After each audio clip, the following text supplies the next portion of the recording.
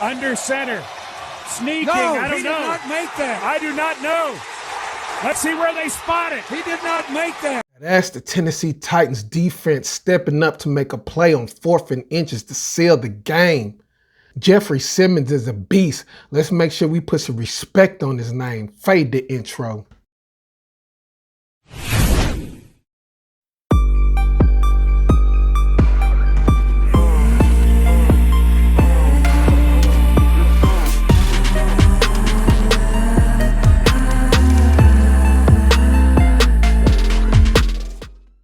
Thank you for joining me. This is Workplace Sports Talk. I'm your guy, Tim That Talks. If you like my content, please hit that subscribe button and turn your notifications on so you don't miss a video.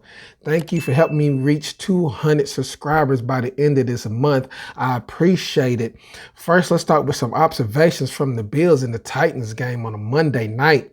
I don't blame the Bills for going for it on 4th down. Their defense was not stopping Derrick Henry and the Tennessee Titans offense in 6 straight drives.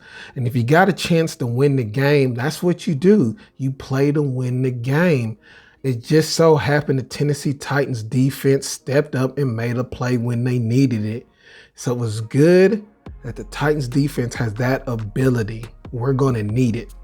Derrick Henry is now in the MVP discussion after the Monday night game.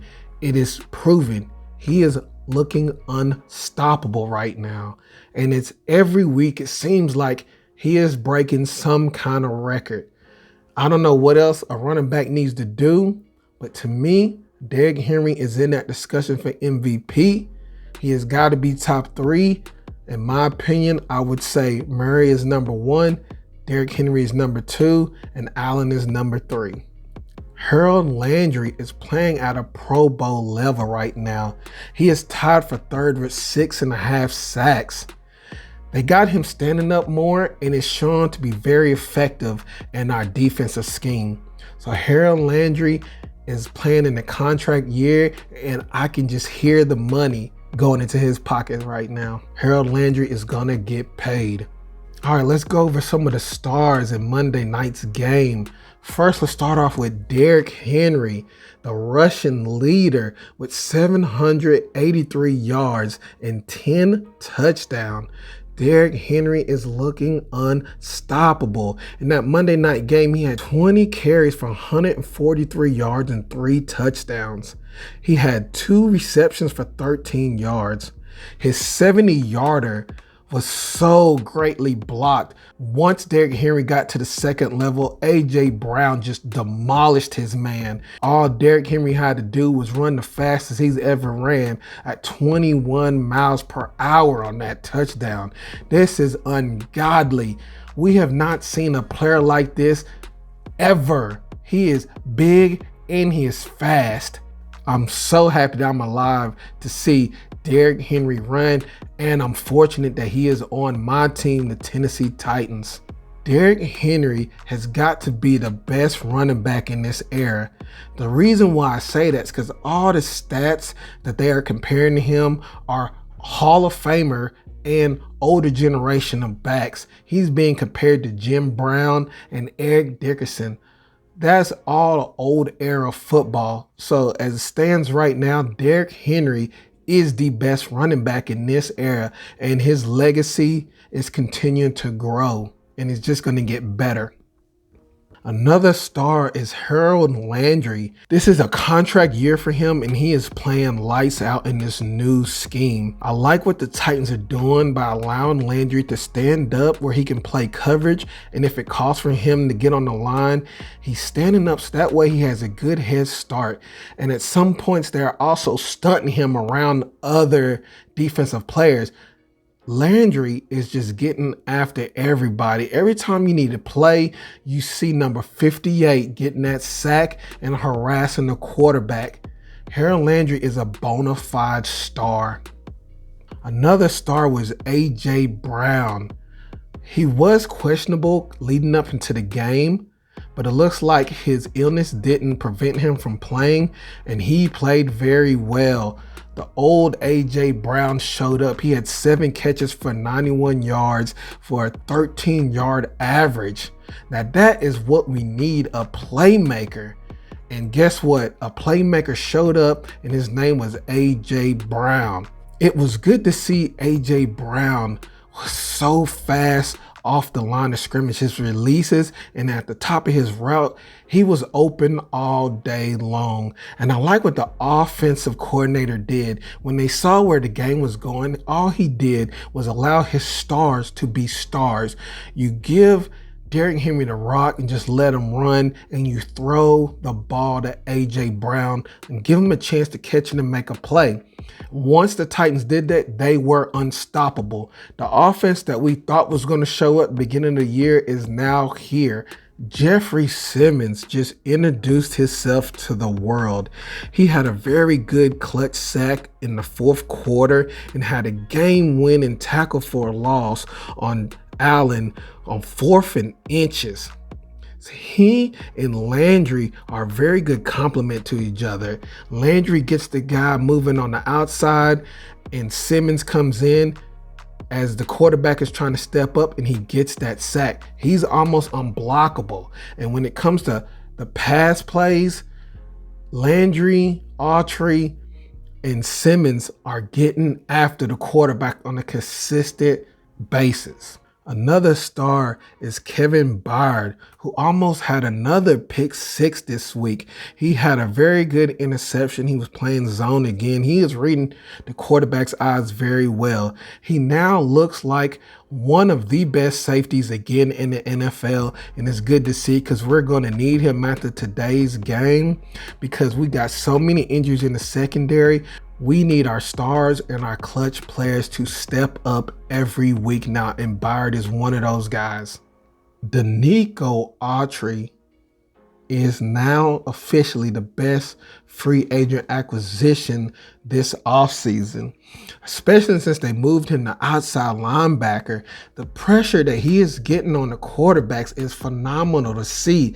It almost looks like they gave him the big contract to come to the Titans. Bud Dupree is playing well, but Danico Autry is playing better.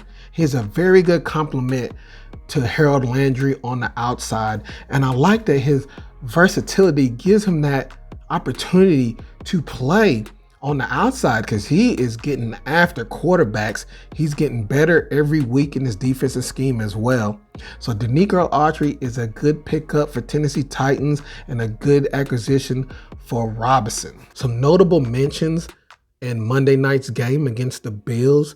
You had David Long, who is solidifying his position as the Tennessee Titans starter.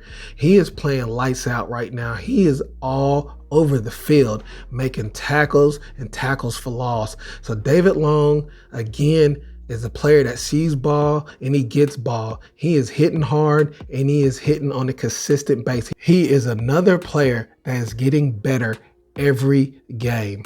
Julio Jones had another good game. He had 3 catches for 59 yards, but the highlight was when he caught that 50-yard catch when he was getting interfered with, toe tapped on the sideline, and still had the ability to cradle the ball in for a big play for 50 yards. Julio Jones does look like a Hall of Fame receiver.